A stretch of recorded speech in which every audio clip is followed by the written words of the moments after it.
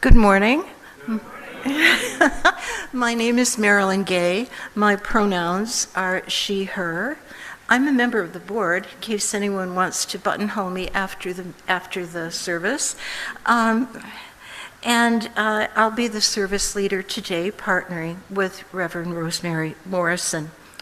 As Unitarian Universalists, we're bound together not by a common set of beliefs, but by our promise to support one another in our individual searches for truth and meaning, guided by our principle and drawing from many sources. I hope you feel welcome here today, either in the sanctuary or on our Zoom presentation. We believe whoever you love, however you understand family, whatever your age, race, or ability, you are welcome here. We even have someone with a scooter bringing her injured ankle to our service today. So all abilities are welcome. We invite you to join us in a journey of free thought, spiritual questing, and justice making, as long as you feel comfortable doing so. We extend a special warm welcome to any new people today and hope that you'll stay afterward for conversation and coffee. Now, I have tried to track down people who might be making announcements. I know of a few, and here comes Brandy. Okay. And Pauline is lining up too. Let's see the lineup here. Is Andrea making an announcement? May or may not. And Jan McMillan. May I ask you all to keep your announcements at 25 words or less? So that all right, I'll move away and welcome Brandy.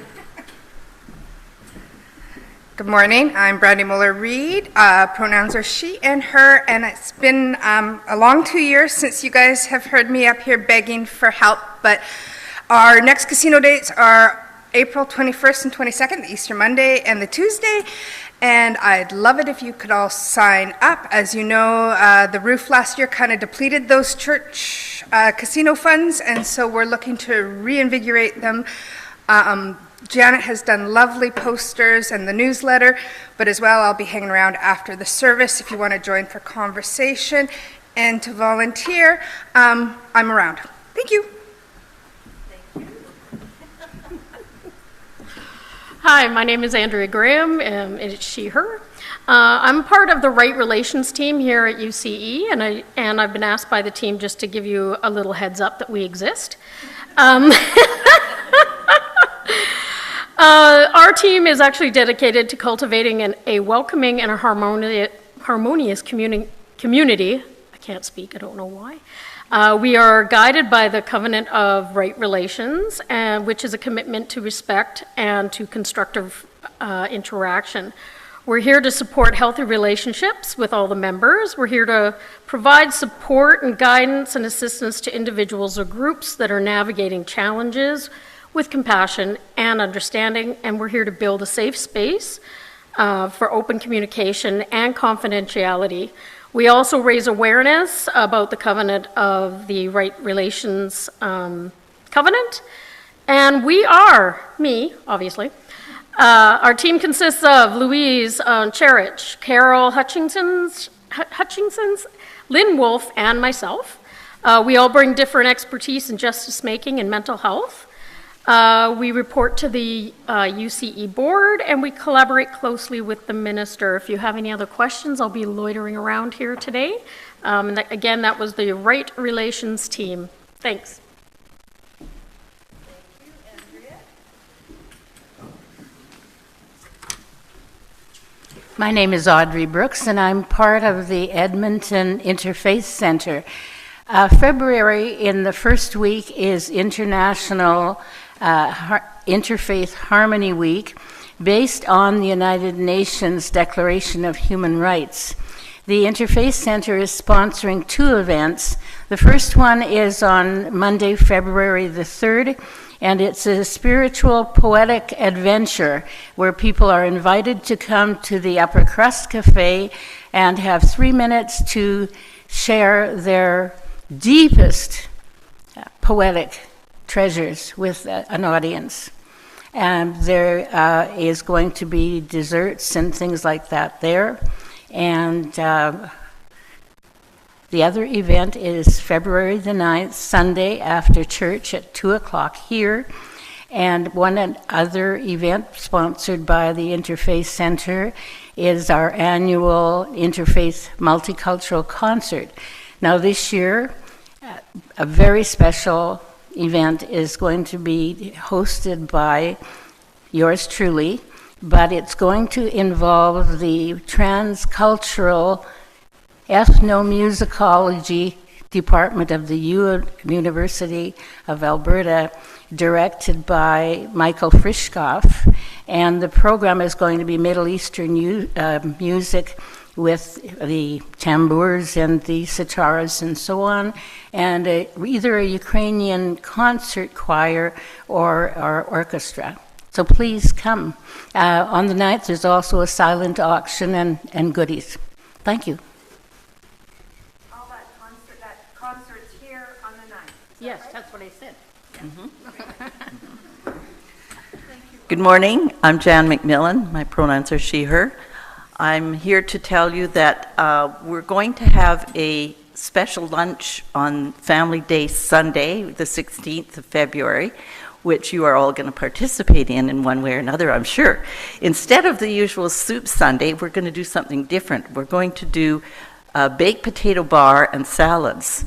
So we're going to have a different twist to it, and next Sunday we will have the next 2 Sundays, there will be sign-up sheets on the foyer for you to sign up and decide what you'd like to bring to share. And it'll be fun. See you then.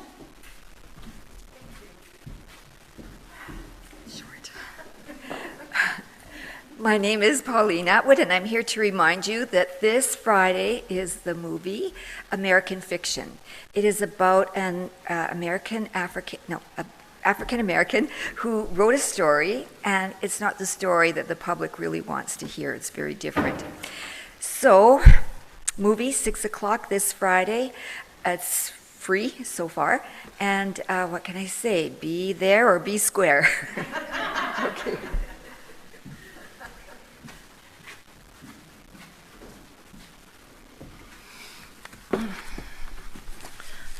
On CBC this morning, they were demonstrating how, with artificial intelligence, you can speed up the script and get much more content in a smaller amount of time. So now I'm going to talk fast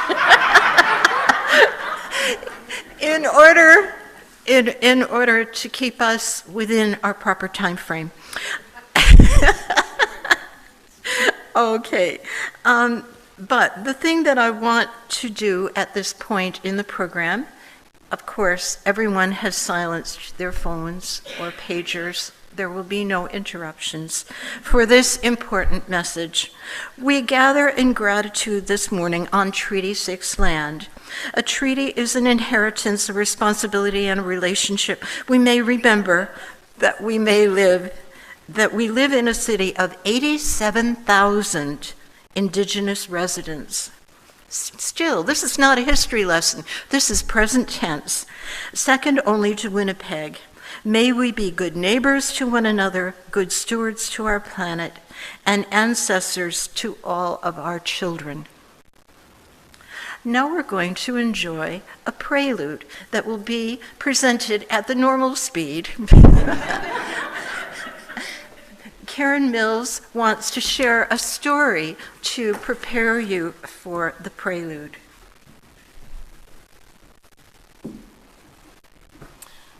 Good morning, everyone. So since our theme this month is stories, I thought I would share what I think is a pretty neat story.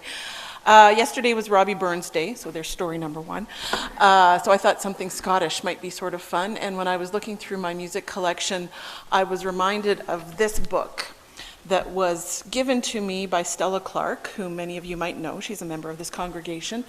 And it's her family book that's been passed through a few generations. And so it is from 1894. And so it, to me, is just a wonderful story of connection for her family, and then for the two of us, and now for all of us together, and a connection to heritage in general. So I'm going to play a Scottish song from a very old songbook.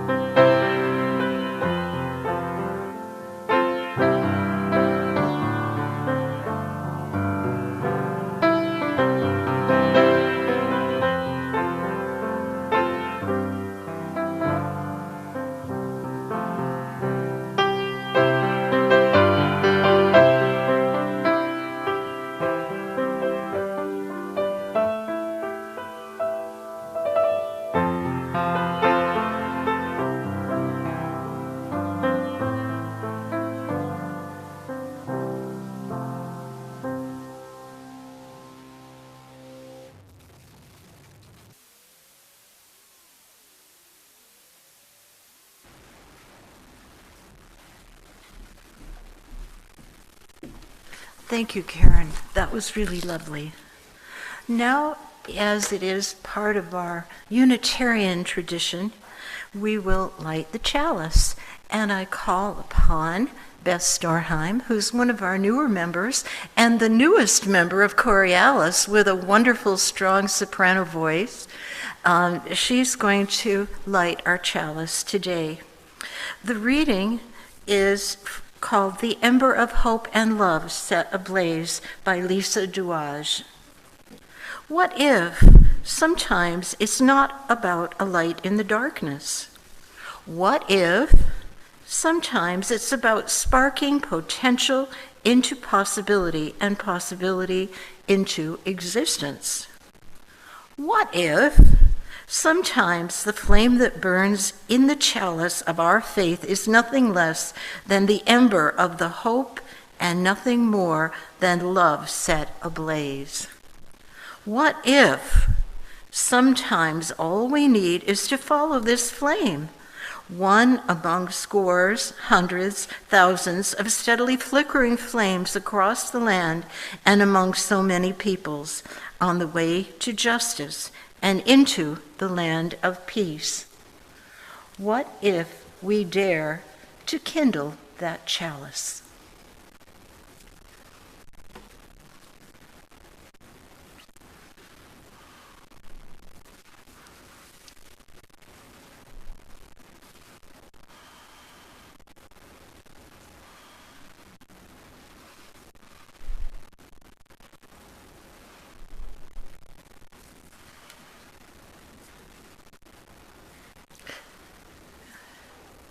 Thank you, Beth. Now we're going to sing hymn number 1010. It will appear magically behind me. We give thanks. We will sing it 3 times. If you'd like to stand, please do.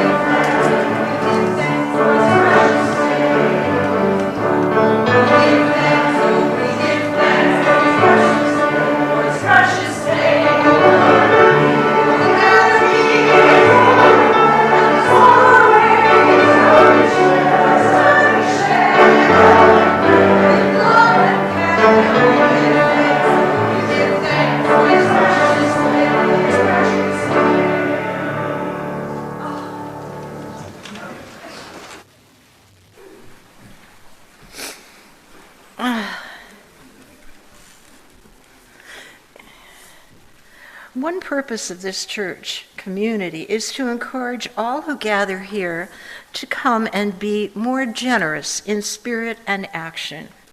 So, you may have guessed, now it's time for sharing our abundance.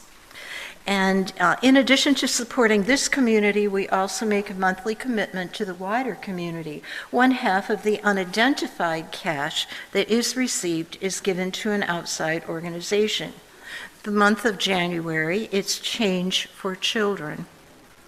Change for Children supports clean water, education, and public health, and has been doing it for 45 years, mainly in the countries of Guatemala, Nicaragua, Ecuador, and South Africa. For those in the sanctuary, you can use the envelopes found at the back of the church. And if you wish to receive a tax receipt for your gift, you can identify your gift on that envelope. For those who are online, the contact information will appear on the screen so that you can make your own contribution. Many members and friends give monthly or annually through automatic withdrawal from those accounts. So, look at that. Thank you, volunteers, for bringing forward. Now we'll sing our song.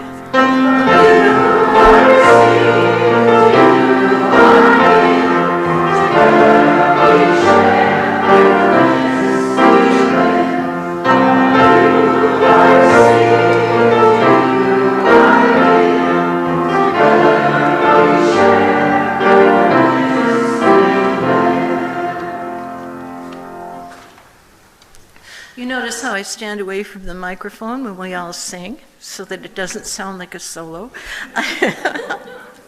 Okay. My reflection is up here. Okay. I know the theme for the month is storytelling, and we are living through a real-time story that has gripped my mind and heart. And this week, I received invitations by way of Facebook from 2 Unitarian friends to send a letter to the woman who bravely challenged Donald Trump at the church service last Sunday. Her name, the Reverend Marianne Edgar Booty. And since that time, she's been under attack directly from Donald Trump, who accused her of rudeness and insult and many other negative traits, which I did not see in what I witnessed in that presentation.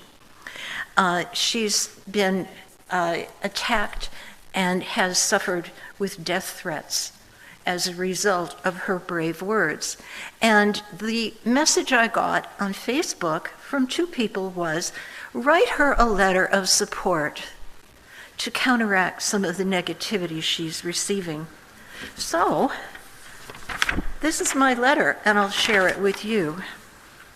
Dear Reverend Marianne Edgar Booty, on Sunday, January 21st, I watched your message from the Episcopal pulpit and applaud your bravery and eloquence in speaking truth to power. As a Unitarian Universalist, your words to Donald Trump echo the first principles of our faith. We affirm and promote the inherent worth and dignity of every person. Justice, equality, and compassion in human relations, and acceptance of one another and encouragement to spiritual growth. May you be safe and secure in your continued ministry. Thank you for representing people of faith and integrity everywhere. Now, I've made copies of this letter, and I have my mailing envelopes handy with 2 different addresses where she can be reached. I'm going to put this signed letter on the desk just outside the doors in the front hallway. And hopefully there will be a pen handy. If anyone else would like to add their name to this message, I see a couple of nods. Thank you, thank you. So this is my service leader's reflection today. So what's next? A hymn. We have a hymn number 1058 in the Teal Blue Handbook, and it's called Be Ours a Religion.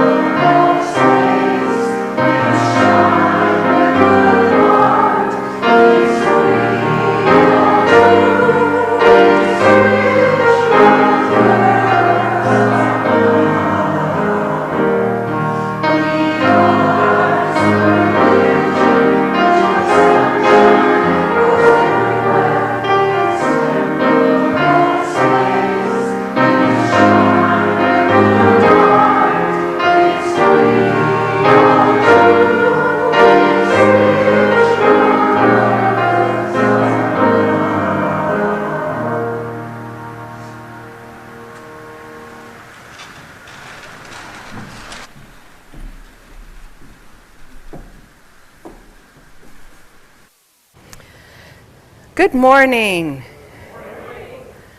You guys look great. Yes, you do. Absolutely, especially Reverend Brian, our Minister Emeritus. Welcome, Brian. It's nice to have you with us this morning.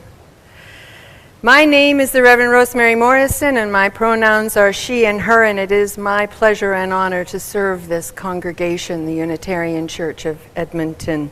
Thank you, Marilyn, for your message. Yeah, I think we were all struck this week by the bravery of that Bishop Bude. I can never figure out exactly how to say her last name, the Reverend Dr. Bude. Does anybody know how to say her last name? No. I'll have to, yeah. Anyway, this month we're talking about stories and storytelling, and there's been a lot of stories this month that we have told one another, that I have told, that we have heard, that we have listened to. And today the title of this sermon is The Stories We Are Telling Ourselves. And the reading is from Don't Believe Everything You Think, Why Your Thinking is the Beginning and End of Suffering, by Joseph Nugent. And this is from the very beginning of his book. Before we can explore how to end our suffering, we first have to understand what we mean by suffering.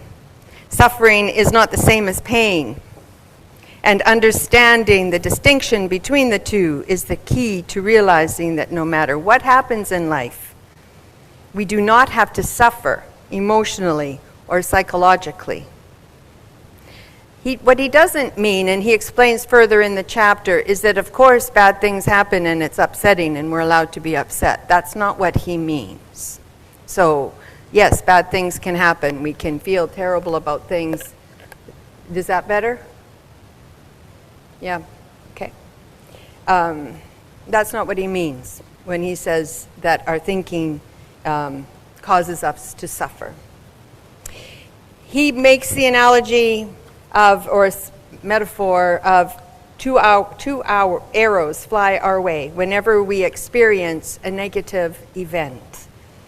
Being struck by the first arrow, it hurts. That arrow is pain. The second arrow is our emotional reaction to the first, and often it is more painful than the first arrow. I don't know about you, but I can recall instances in my own life when the pain, the emotional pain, was certainly much greater than the physical pain. That second arrow is where suffering originates from, he says. And this is very close to what the Buddha teaches, and Buddha explains in life, we can't always control the first arrow. However, the second arrow is our reaction to the first. The second arrow is optional. So that was what he said at the beginning of the chapter, and this is what he ends that chapter with. How long are you going to keep reliving the story you don't want to keep? He goes on to talk about the difference between our thoughts and our thinking about our thoughts and how different those two things are. This is where our interpretations of our thoughts come into play. Something happens. We have a thought and we begin to interpret, think about it, worry about it, and get anxious. How many of you have worried about something for months, days, years, and then when the thing finally happens, you go, oh, that wasn't so bad, right? Yeah, I probably procrastinate and worry more about writing a sermon than it does to actually take me to write the sermon. That only happens once a week. So he gives the example of someone who dislikes their job, and even after work they think about it, and it consumes their thoughts, even while they're spending time with what should be enjoyable, perhaps with their family, watching a movie, going to the park with their kids, and instead of actually enjoying their time at the park with the kids, or whatever they're doing, playing Sudoku would be my choice. They're worried and thinking about that thought and creating anxiety for themselves and actually ruining the good time that they could be having. This is what he means by the two arrows. Something may cause unpleasantness. However, our continued thinking about it is what causes us suffering. It is the story we tell ourselves about the story is what we need to let go of in many cases. So I like to watch other UU services. I go online and I have my favorites. I have my favorite preachers and service leaders, and I go and I watch them online. I do that at least once a week.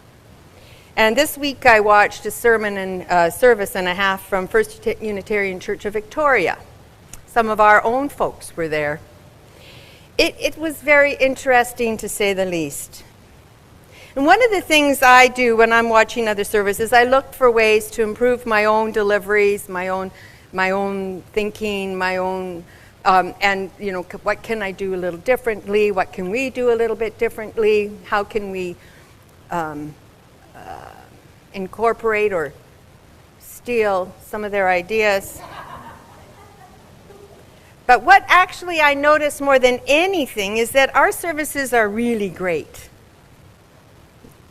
Yeah, that we have an incredible tech team that puts on a great product. They work hard. We've got great slide creators. We're careful about copyright. Our service leaders give wonderful reflections and so many more things. Our musicians, thank you. One thing I've been wondering about lately is what you think we're doing well on Sunday mornings, or otherwise as a congregation. More importantly, what do you think these Sunday morning services are all about? Why are we here? Anybody know why we're here? What are we actually supposed to be doing? I would like to read to you the opening paragraph of the Wikipedia entry for Unitarian Universalism. Otherwise, Wikipedia says, otherwise referred to as UUism or UU, is a liberal religious movement characterized by a free and responsible search for truth and meaning. Unitarians assert no creed, but instead, this is the part that got me, instead are unified by their shared search for spiritual growth. Unitarian Universalists do not have an official unified corpus of sacred texts. UU congregations include many atheists, agnostics, deists, theists. These are the people in our churches, fellowships, congregations, and societies around the world. Okay, so we are unified by our shared search for spiritual growth, says Wikipedia. And if we all know if Wikipedia says it, it's got to be true, right? Now, I'd like to read part of our mission statement. UCE mission is to inspire social justice by questioning the status quo, engaging community, and inviting all to the table. And how do we do this? By providing an intentionally inclusive home to what? What's the first point? Nurture spiritual growth and transformation. I'm seeing a pattern. Anybody else? Vision. We open doors to what?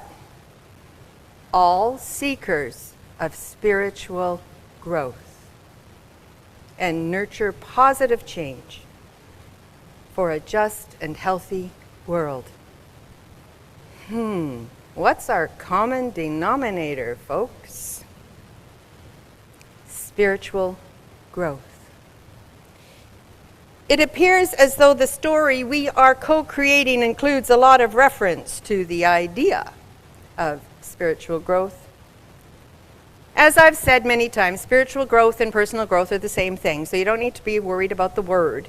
It just means we continue to better ourselves. And did you realize that that was such an important part of why we are together on Sunday mornings? What we're actually supposed to be doing? Did you know that? Well, I did. But I'm wondering if you did. Anybody? Well, it's kind of what I'm doing here. Anyway, anybody else? Is this a surprise to anyone?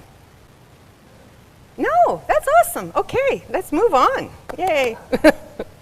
So what does spiritual growth of a congregation even look like? Eric Walker Wickstrom, one of my gurus, in his book Serving with Grace, gives us a glimpse into what that might look like from his introduction. Common wisdom holds that people come to a church for a sense of belonging, and that getting involved with a committee or task force or a team is a great way to meet people and feel more connected. But perhaps this is not really why people come to church, though this is often why they say they come. Friendship, connection, something to do on Sunday morning. I think he says, I think there is an even deeper reason. And he says, to have their lives transformed. To have their lives transformed. That's what we're here to do for one another and with one another. Transformation.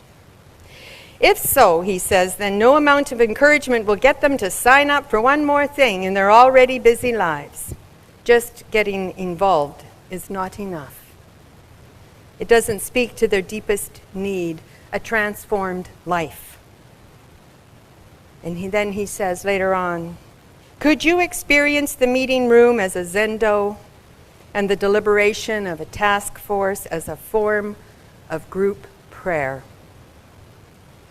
Imagine church not as a place led by a few overly taxed people, but one where leadership is a broadly shared ministry that members of the community undertake for the deep joy of it.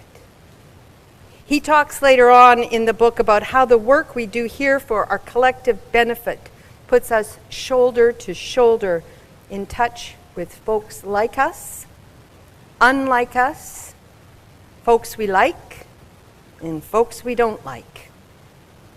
And this personal/spiritual growth happens as we figure out what it is about that person in the team that is driving me crazy. What is it that they're doing that is triggering something in me? Have anybody heard about that, about how sometimes what somebody else is doing that bothers us is actually a shadow of something about us that we don't like about ourselves? So we get to be in groups and find out all kinds of interesting things about ourselves.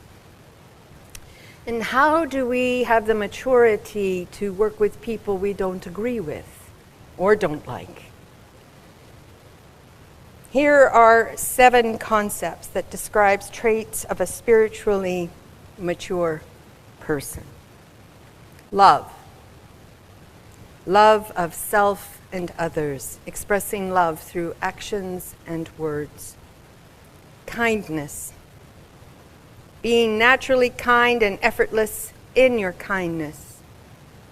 Forgiveness. Being able to forgive and let go. And I think these are all things that the Right Relations team is helping us work towards as well. Patience. To be patient. Peace. If we're experiencing peace, it's a sign of spiritual maturity. Joy.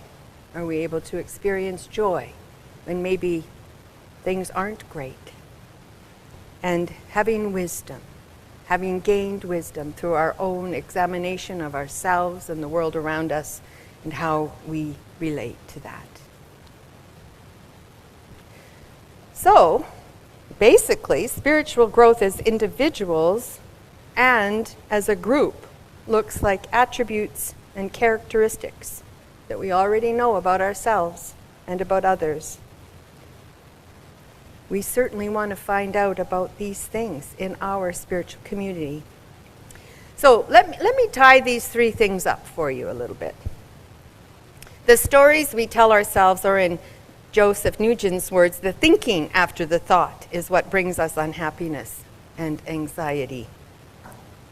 Our greatest purpose, second thing, our greatest purpose in being together is to increase our spiritual awareness and become a deep spiritual community. The number 1 sign of spiritual maturity is love. And to notice that love and warmth is growing between, amongst, and within oneself, loving ourselves first and well, of course. And that's a whole nother sermon, isn't it? Whole nother month of sermons. I don't know about you, but I think that's the hardest part, is figuring out how to love myself, forgive myself, be patient with myself, and acknowledge that I do have some wisdom. The third point I was making was that being part of a community like this one is a place where people can become more spiritually and personally mature. And how does that affect us in the here and now? It gives us hope, for we can imagine together. It gives us strength, for we can work together. It gives us warmth, for we can be loving and kind and generous to one another. When a healthy congregation decides to work together, to make sure that the message we bring to the world gets out to the world, good things happen. We have to walk the walk, though. Walk the talk, though. We have to be courageous, open, warm, kind, loving, adventurous. I'm going to say brave, courageous and brave, and visionary, and smart. Smart is last. From my perspective, UCE gives us an opportunity to better ourselves, to be more loving towards ourselves and to others, to show the world that there is a place where we tend to the margins, and we do not just accept and tolerate differences, we embrace and celebrate them, because we do. I heard this someplace, and I said it to our newcomers this morning. Acceptance is being invited to the party. Embracing is being asked to dance. This week has been difficult for us living a life with our UU principles and values. Just checking the time. So here's a little caveat. I'm going to digress for a moment. Has anyone noticed that there's a bit of a pattern to the monthly services, besides me? Because I created the pattern, so I know about it. All right, so the first service of the month is my Sunday off usually. We might negotiate that in March, Karen and Gordon. And so it's my Sunday off, and Chalice does a fabulous job in creating a service full of music and laughter and deep thoughts. The second service of the month is what I call the more formal service. So I do maybe a longer message. It's kind of like, we do everything we're supposed to do. The third service in the month is what I call a family-friendly service. So it's an activity-based service where I ask you to move around and to talk and to do something interesting. Maybe there'll be tables out. And I remember one time you all just loved it when I put rocks on the tables and you made rock sculptures, balanced rocks. You loved that. What did we do last Sunday? We did something. Stories. We told each other stories, and there was a whole bunch of other stuff that well, we're going to do that again. And the fourth Sunday of the month, I usually have you do a discussion. So I'll present an idea, and then I'll give you a little bit, and I have like a shorter things at the beginning of the service, not quite so much stuff going on, and I give you a little more time during the service to tell each other things, to share with one another, to learn from one another, because how do we spiritually grow here in this congregation? By being warm to one another, by listening to one another, by being kind to one another, by finding out about one another, giving each other grace, maybe not agreeing with somebody else, but treating them with kindness and love and respect anyway. So a good way of doing that is to share stories. So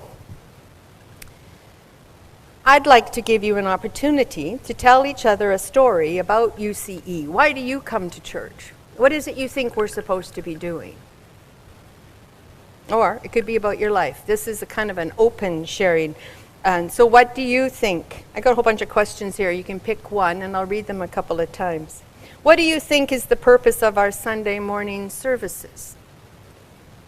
What is a story that you are telling yourself that could be harmful to yourself, personally, or to the congregation? What would you like to question about that you've heard me say so far?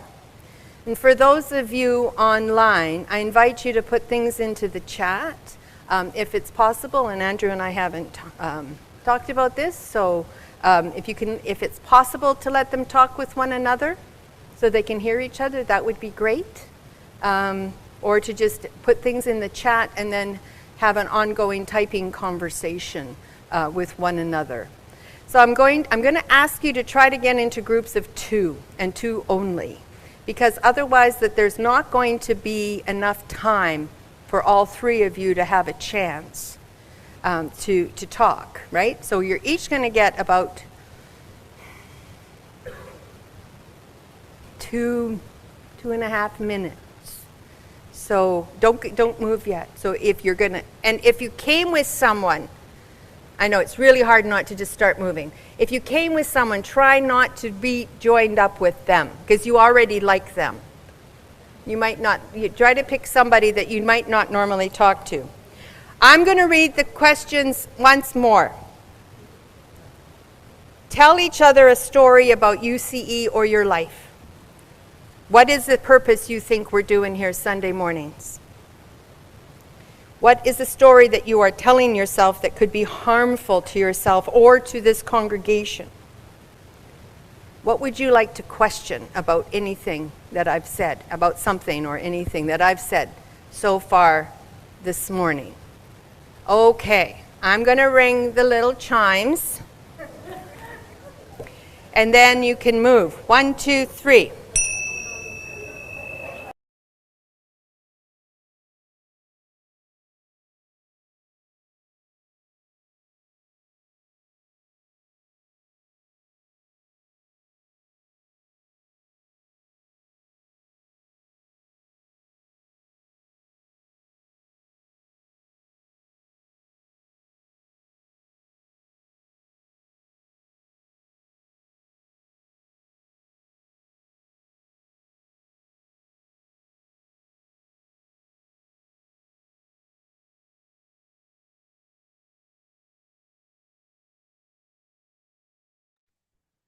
Okay, we should all be able to unmute now. There we go. I'll get louder. The time has come, the walrus said.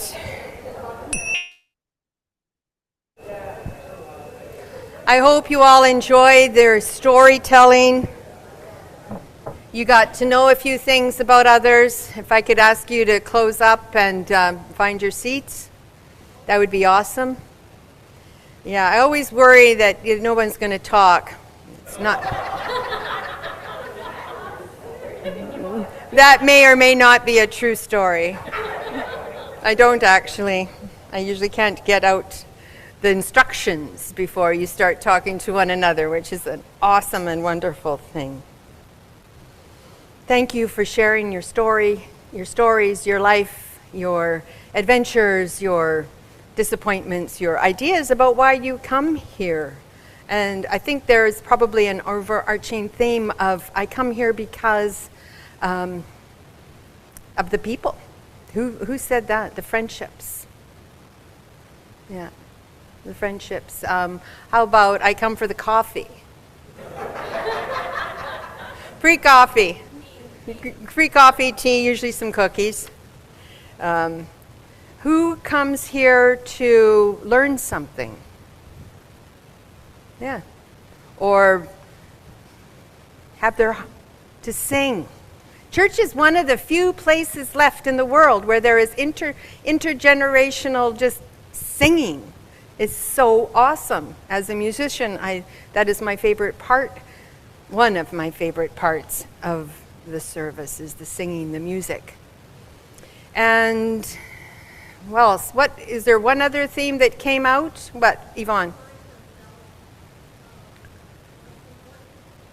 To remind ourselves what's important in our life and to remind ourselves of our higher selves, right? Yeah. Or what? I'm sorry, Ruth?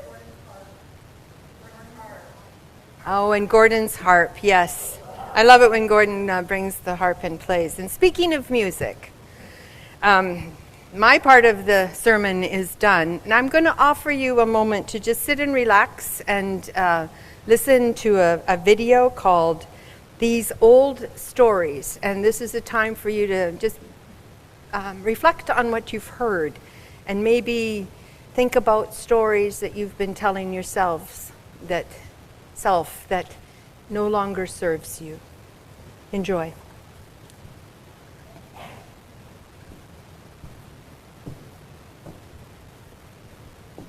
For me, these old stories got no power over me. I invite you to a brief time of reflection and meditation. And as we do that and the lights come down, I invite you to take a couple of deep cleansing breaths. Whew. It's been a week, folks. It's been a week. We get to just let it all go for just a moment. Feel the chair holding you, gravity taking all your weight. You don't have to hold on to anything. The chair, the earth, and those around you are holding you.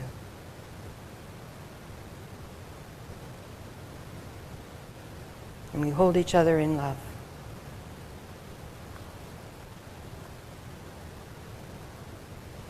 Invite you into a time of silence, after which I will read some words by Richard Wagamis.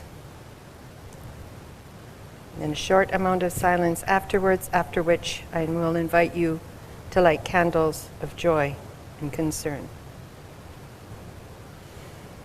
First, silence.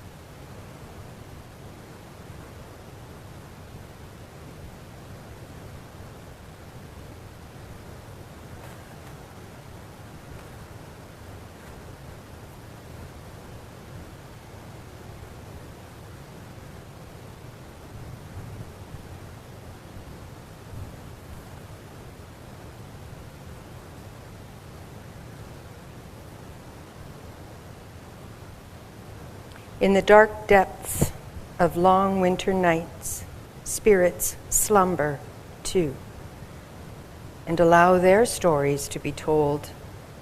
These are the storytelling moons.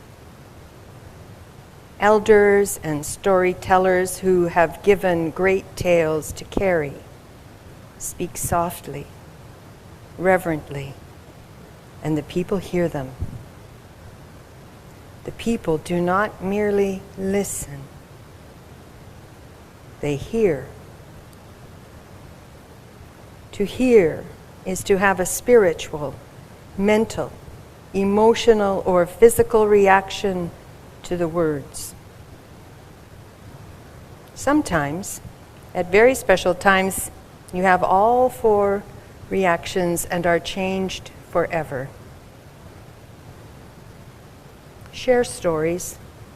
Fill cold nights with the warmth of your connections, your relationships. Hear each other and be made more. That is the power of storytelling.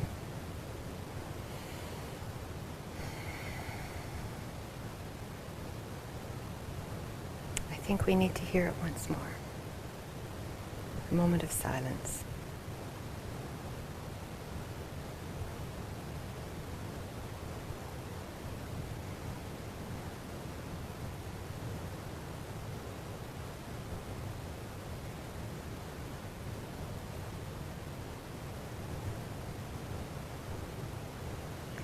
In the dark depths of long winter nights, spirits slumber too, and allow their stories to be told. These are the storytelling moons. Elders and storytellers who have been given great tales to carry. Speak softly, reverentially, and then the people hear them. The people do not merely listen, they hear. To hear is to have a spiritual, mental, emotional, or physical reaction to the words. Sometimes, at very special times, you can have all four reactions and are changed forever, transformed.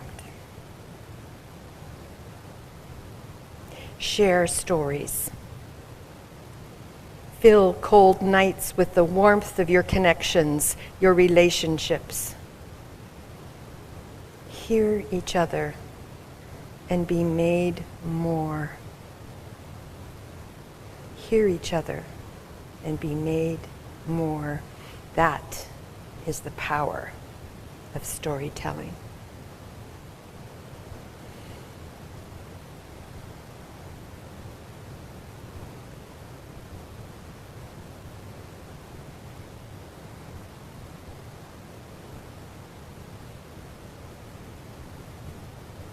We are here in this time and in this space, sharing our lives, our stories, our goodness with one another. One of the things we do every Sunday is we light candles of joy, of concern, of celebration, of delight, of deep sorrow. When and if you are ready, I invite you to light candles if you choose, or to just be. We will start in silence, and then in a moment or two, Karen will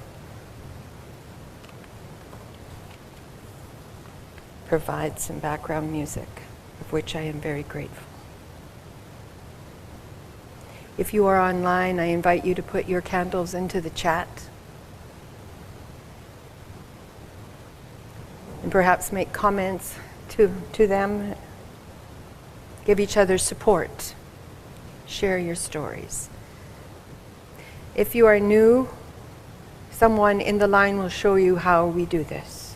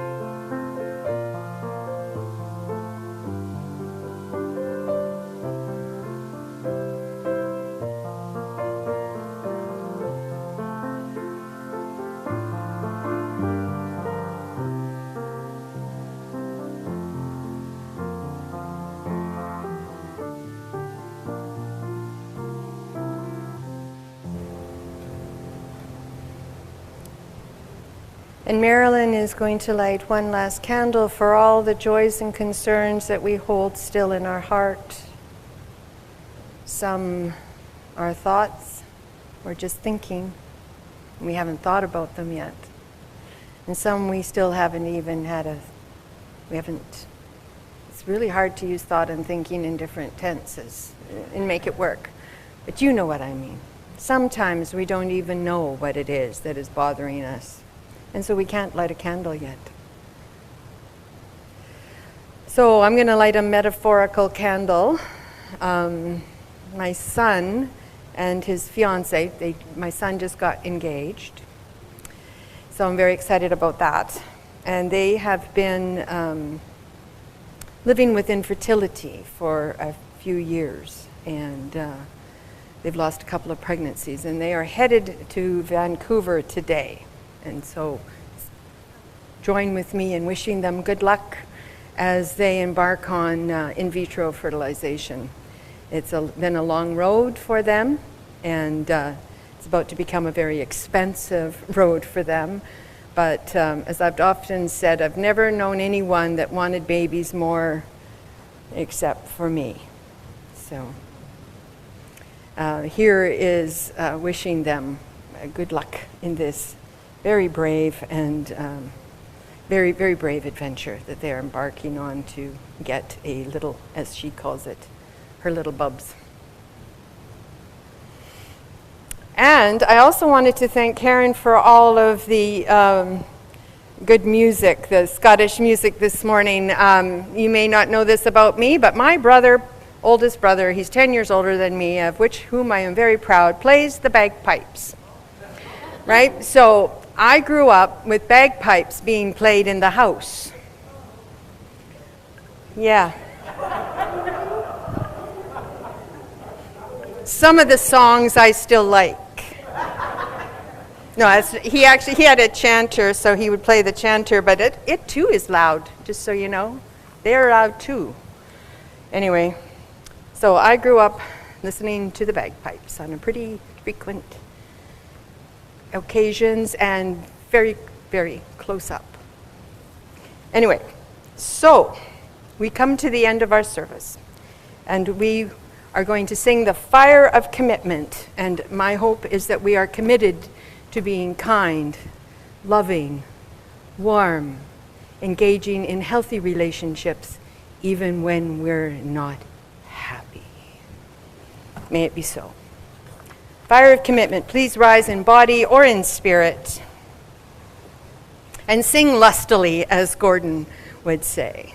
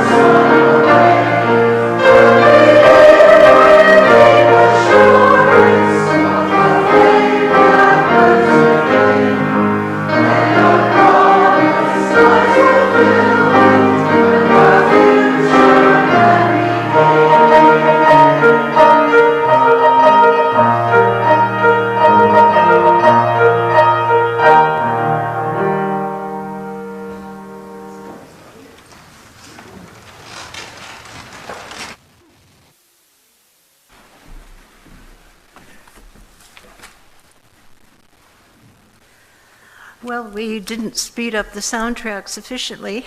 But I think that the time we spent together has been worthwhile. Now it's time to extinguish the chalice, if Beth would come forward. And these are words by Amy Zucker Morgenstern.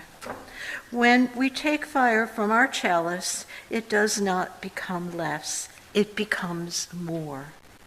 And so we extinguish our chalice, but we take its light and warmth with us, multiplying its power by all of our lives and sharing it with the world. Thank you, Beth.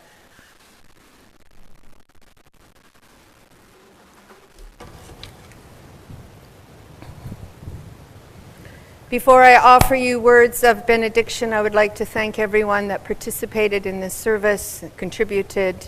Also, all of you who came out this morning. It's a beautiful day. And for those of you joining online, thank you. Your presence is required and needed for us to have an experience together. We can't do this alone. And I had something else I wanted to say. Oh, I know. Make sure, there are a few newcomers here this morning. Make sure you stay and have a cup of coffee and visit with them and get to know them and one another as well. Maybe have a chance, stay and have a coffee or tea. And I brought chocolates that I can't eat. I was given for Christmas, so there's some chocolates. Anyway, so please stay and have coffee with and conversation with those that are new and with those that have been here for a longer time. And do not be dismayed by the brokenness of the world. Things can break and things can be mended, but not with time, as they say. With intention, so go and love intentionally and love extravagantly and love unconditionally, for the broken world waits in darkness for the light that is within you. So go in peace, gentle people. Go in peace. Amen. I invite you to rise if in body or spirit, and we'll sing our linking song, Carry the Flame. The words will appear on the back. You don't have to hold hands if you don't want to.